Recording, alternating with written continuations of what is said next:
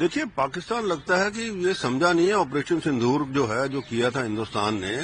کیونکہ آپریشن سندور جو ہے وہ صرف اور صرف ٹیررسٹ ہائیڈ کے اوپر تھا، اور ان کے پھر جب ایئر بیسز کا ہوا، باقی جو ان کا جو آرمی سیٹ اپ ہے یا اور دوسرا آرم فورسز کا سیٹ اپ ہے، اس کے اوپر کہیں سویلین گورنمنٹ وغیرہ کہیں اس کے اوپر نہیں کوئی اٹیک ہوا. اس لیے میرے کو لگتا ہے وہ ابھی تک سمجھے نہیں ہے. وہ سوچ رہے تھے کہ یہ ابھی بھی سوچ رہے ہیں کہ بھائی ہندوستان جو ہے ہم یہ ساری کارروائی کریں گے تو ہندوستان جو ہے چپ رہے گا. بٹ یہ چیز بڑی کلیئر ہے، ابھی حال ہی میں ہمارے جو چیف آف آرمی اسٹاف نے بھی کہا ہے کہ operation sindoor is continuing.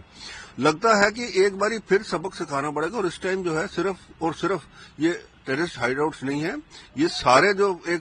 Pakistan کا جو ملٹری انفراسٹرکچر ہے اس کو تباہ کرنا پڑے گا، تاکہ یہ جو حماقت کر رہے ہیں، اور یہ حماقت صرف اسی لیے کر رہے ہیں کیونکہ امریکہ ان کے پیچھے ہے، ان کا ساتھ دے رہا ہے، کیونکہ ڈونلڈ ٹرمپ جو ہے ان کے بار بار اس کو آصف منیر کو اپنے پاس بلا کے تو وہاں پہ لنچ وغیرہ کھلا رہے ہیں، اور ان کو کہہ رہے ہیں جی بڑا اچھا ہے، یہ بہت اچھا ہے، کیونکہ ڈونلڈ ٹرمپ کو اپنا ہے، یو ایس کو اپنا مفاد ہے کہ اس کو بلوچستان میں جانا ہے، وہاں پہ آئل، نیچرل گیس اور جو ریئر ارتھ میٹلز ہیں اس کے لیے. بٹ یہ جو ہے اسی کی آڑ میں پاکستان جو ہے یہ کر رہا ہے، یہ بہت غلط ہو رہا ہے، اور پاکستان کو سمجھ لینا چاہیے کہ آنے والے دن اس کے لیے بہت خراب ہوں گے. دیکھیے، مسعود اظہر جو ہے وہ ہمیں پتا ہے کہ ایک ٹیررسٹ ہے اور بڑی دیر سے ہے، وہ بچ گیا اس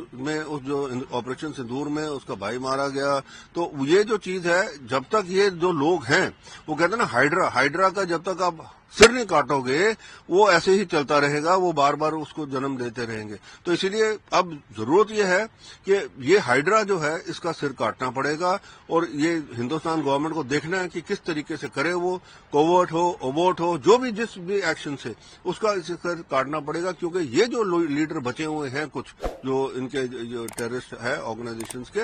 ان کو جب تک نہیں کرو گے آپ تب تک یہ کاروائی چلتی رہے گی، اور جب نیا بھی کھڑا ہوگا اس کو بھی آپ کو یہ کرنا پڑے گا. یہ بار بار ایک کنٹینیوئنگ ایفرٹ کرنا پڑے گا ہندوستان گورنمنٹ کو، کیونکہ اس کے علاوہ کوئی چارہ نہیں ہے. ہم نے دیکھ لیا بڑا ان کو ایک آپریشن سندور سے پہلے بالا کوٹ بھی ہوا، اس سے پہلے اور بھی ہوا، تو یہ کوئی ماننے والے نہیں ہیں. تو اس لیے یہ ہے. اور دوسرا، جب بھی ہمارے کہیں پہ بھی یہ ان کے جو لانچ پیڈز ہیں یہاں پہ پتہ لگتا ہے، اس لانچ پیڈ کو اڑا دینا چاہیے اسی وقت، کیونکہ یہ جب کرنا شروع کر دیں گے، کیجولٹی جو ہے، جو اس کا کاسٹ ہے، وہ پاکستان فوج کے اوپر پڑے گی، تبھی جا کے یہ بند ہوگا.